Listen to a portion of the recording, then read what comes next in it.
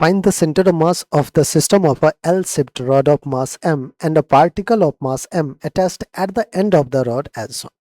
बच्चों मास भी m है, लेंथ l है, ऑलराइट। तो आप क्या कहोगे कि सर मास m है, लेंथ l है, ठीक है, बहुत अच्छी बात है। आपने कुछ ऐसे डिस्ट्रीब्यूट किया है, ये भी लेंथ अगर देखें तो l ही है, और ये जो हॉरिजॉन्टल में है ये भी l है, तो मास भी यूनिफॉर्मली डिस्ट्रीब्यूटेड होगा।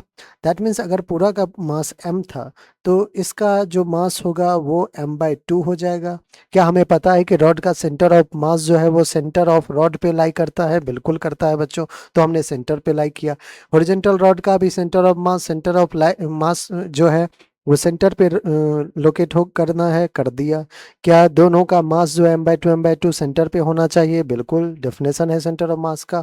अब आइए ओरिजिन से अगर देखें तो ये वाला डिस्टेंस l/2 होना चाहिए, हाँ हो गया। क्या ओरिजिन से ये वाला डिस्टेंस l/2 होना चाहिए? हाँ हो गया। सेंटर ऑफ मास का हमने पोजीशन लोकेट कर दिया है दोनों रॉड का।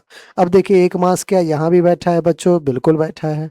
क्या वो एल डिस्टेंस पे है ओरिजिन से? हाँ है। हमने एक रेफरेंस ओरिजिन मान लिया है। अब यहाँ से हमारा काम है centre of mass find out करना।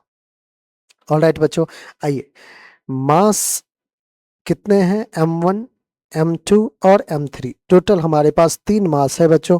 m1 ले लेते हैं m/2 हॉरिजॉन्टल रॉड का, m2 ले लेते हैं m हॉरिजॉन्टल रॉड पे जो एक m बैठा हुआ है, m/3 वर्टिकल रॉड m/2 ले लेते हैं।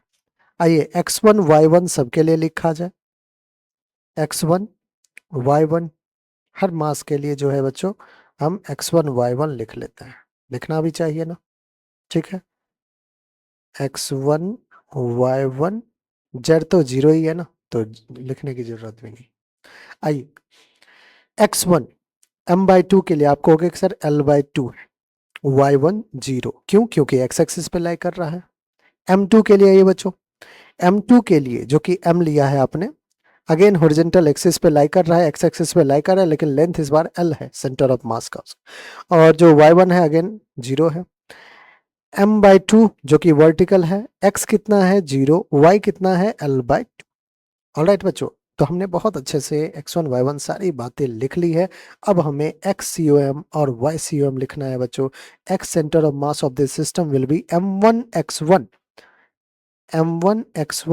Plus m2 x2 plus m3 x3 upon mass 1 plus mass 2 plus mass 3। Alright, अब देखिए x तो सबका, सॉरी यहाँ पे x1 y1 हटा दीजिए, सबका x लिखा हुआ है, सबका y कोऑर्डिनेट लिखा हुआ है, हम अपने अकॉर्डिंग लिख लेंगे।